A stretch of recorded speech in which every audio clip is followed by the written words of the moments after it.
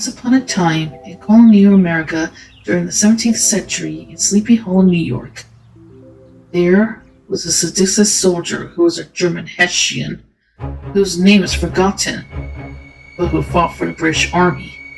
In the White Plains Battle of 1776, during the American Revolutionary War, this Hessian soldier fought fiercely for the British, killing with delight, his steel sword flashing in the autumn sunlight, as he charged across the battlefield, seeking military glory aboard his magnificent horse.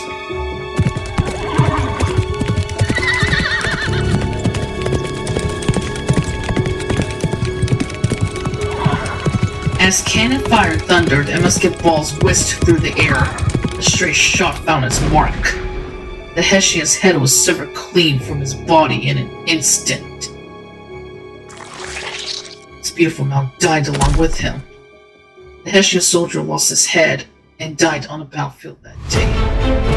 After the battle, the British soldiers buried the Hessian in a Sleepy Hollow cemetery and was laid to rest. A rest was not to be found for the dead Hessian. Instead, he returned as an angry, vengeful entity, the Headless Horseman. Many years passed, but the stories began to be told that on Halloween night, the ghostly Hessian soldier would rise from the grave and ride his phantom horse, in search for vengeance of his death, and reclaim his head.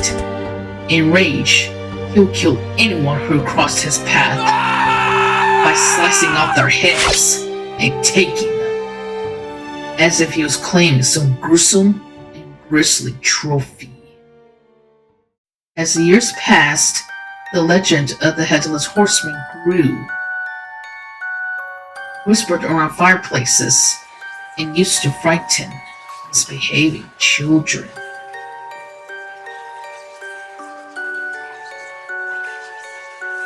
The people of Sleepy Hollow learned to fear the night, especially as All Hallows Eve approached.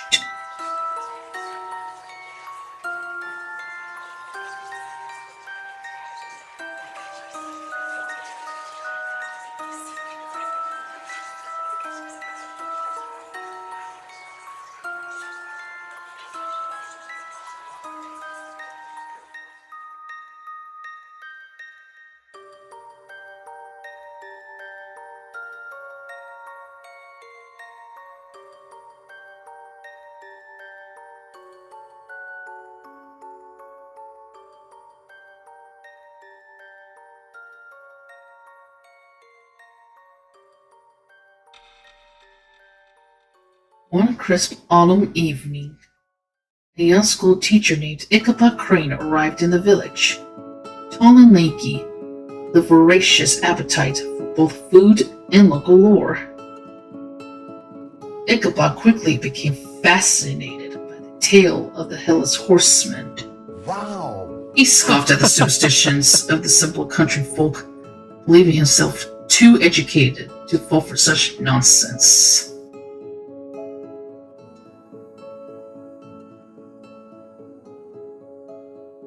As Halloween drew near, Ichabod found himself invited to a harvest party at the Van Tassel farm. There, he hoped to win the heart of the beautiful Katrina Van Tassel, much to the chagrin of his rival, the burly and boisterous Brom Bones.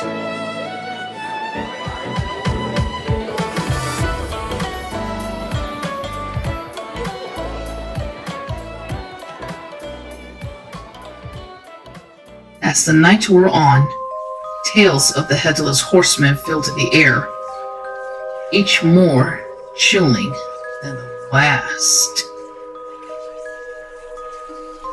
Ichabod listened with growing unease. Skepticism slowly eroded.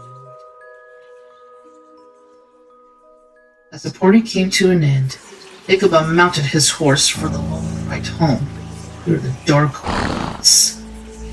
The wind whispered through the trees, and shadows danced in the moonlight. Every snap of a twig made him jump, and the hooting of an owl sent shivers down his spine.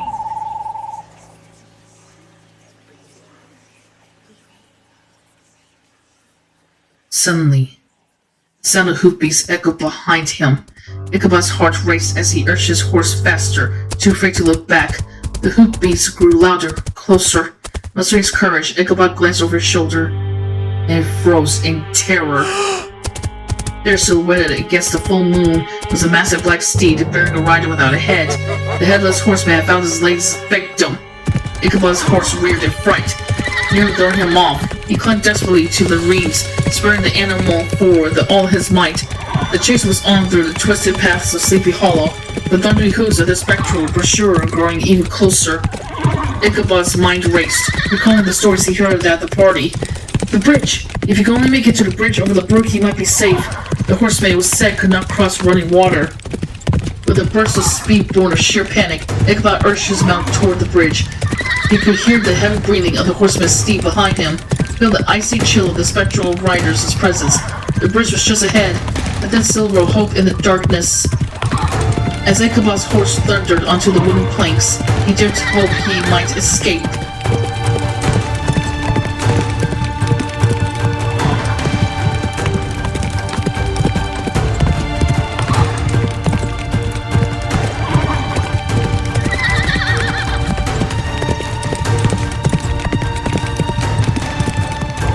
But then, he heard a sound that made his blood run cold. The whistle of something flying through the air. He ducked instinctively, feeling a rush of wind as an object sailed past his head. With a resounding splash, the projectile landed in the brook below. Ichabod glanced back, his eyes widening in horror. The headless horseman sat atop his midnight steed at the edge of the bridge, arms still outstretched from his throat. In his spectral hand, he held not a pumpkin as the stories claimed, but his own severed head, eyes glowing with unworldly fire. Ichabod's scream pierced the night as he spurred his horse onward.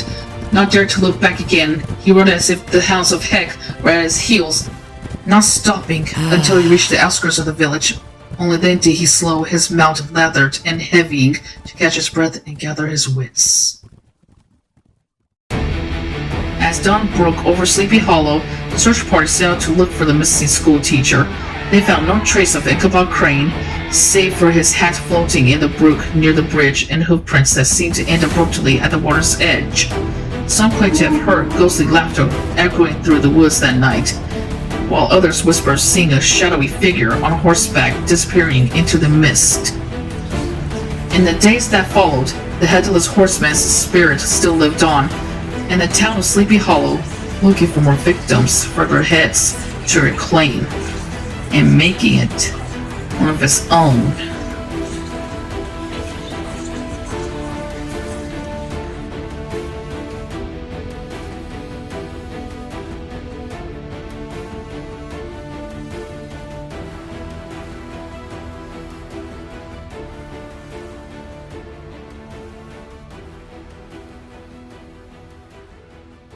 So, if you ever go to Sleepy Hollow, or if you live there, I'd be careful and always be aware of your surroundings, especially if you go out at night, because you may never know if you will stumble upon a sound of galloping hooves, seeing a corpse without a head, and a dark black horse with red eyes coming your way,